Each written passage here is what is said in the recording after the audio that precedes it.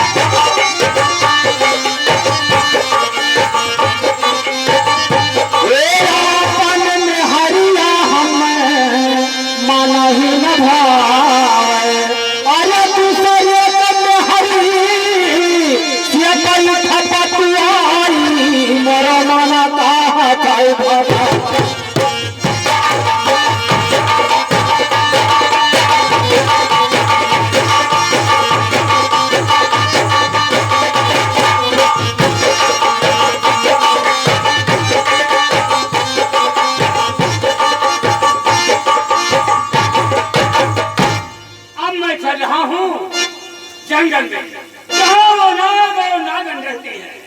अब मैं चल रहा हूँ उस जंगल में जहाँ पर नागन रहती है। मैं उस नाग को मार कर उसकी नागमणि को अपने हासिल करता हूँ। उसके बाद बहुत जादूगर कराऊंगा।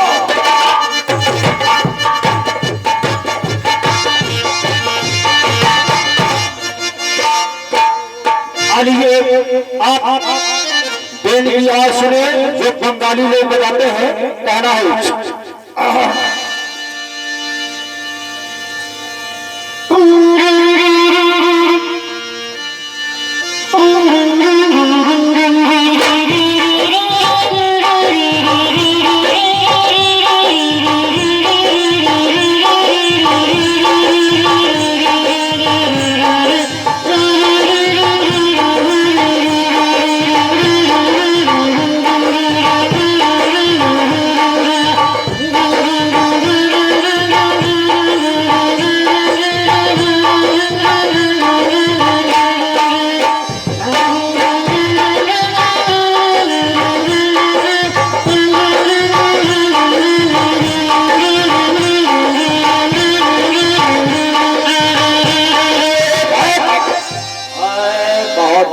को पड़ा है।